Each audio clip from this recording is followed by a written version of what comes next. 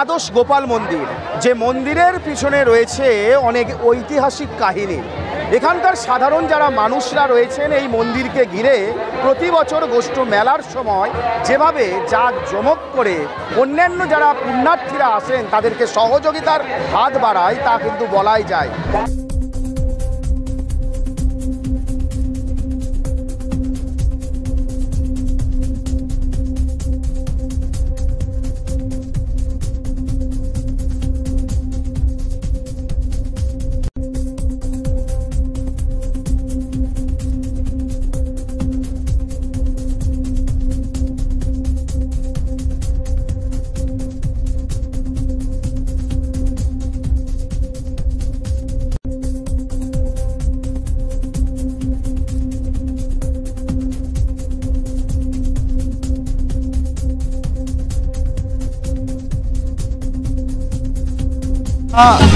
আমাদের মেলাটা কয়েকশো বছর ধরে চলছে। এটা কবে শুরু হয়েছিল সেটা কেউ জানে না, সেটা আমরাও বলতে পারবো না। আমার বাবা ঠাকুরদা যিনি আছেন তারাও বলতে পারে এটা কতদিনের মেলা।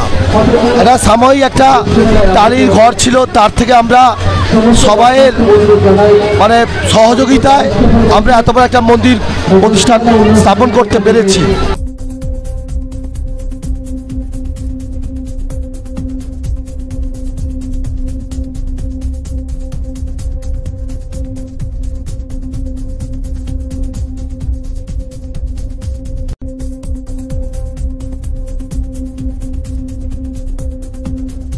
মূলত বেশ কয়েকদিন ধরেই কিন্তু এই গোষ্ঠ পূজাকে ঘিরে উন্মাদনা থাকে এই ফতেপুর এলাকার মানুষদের মধ্যে।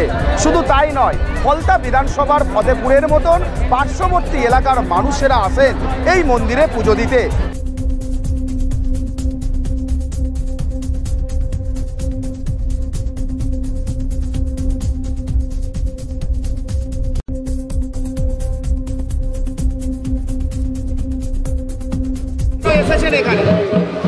আমরা এসেছি, আমরা এখানে গোপাল পুজো দেবো বলে। আর আমরা আসছি আমরাতলা থেকে, আমরা মগরাহাট আমরাতলা। এখানে আসার কারণটা কি? এখানে সবাই চাই গোপাল মানসিক করে পুজো দেয়। হ্যাঁ, আমরাও সেই দিতে এসেছি।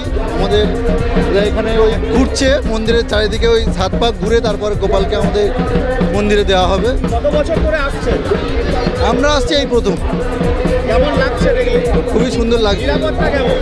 মূলত তাদের গোপালকে ঘিরে মনস্কামনা পূরণার্থেই কিন্তু এই পুজো করা হয় বলে এখানকার উদ্যোক্তাদের দাবি।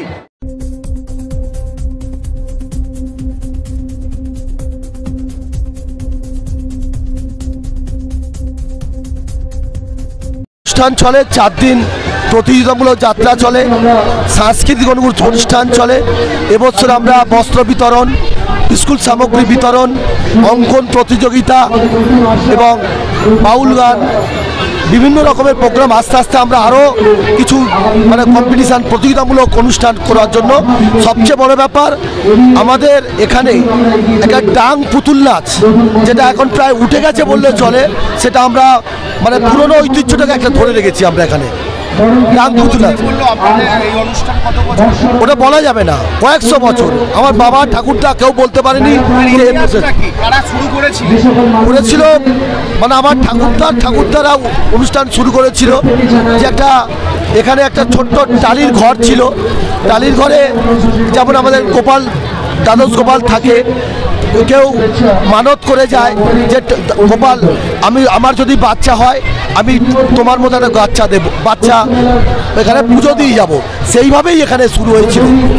পাশাপাশি উদ্যোক্তাদের পাশাপাশি এখানকার স্থানীয় যে পুলিশ এবং প্রশাসন রয়েছে তারাও কিন্তু নিশ্চিত নিরাপত্তার মধ্য দিয়ে এই পূজাকে সাড়ম্বরে পালিত করে থাকেন এবং বহু বছর ধরে এখানকার অগণিত মানুষ ভক্তি আর বিশ্বাসে চলে আসছেন এই মন্দিরে।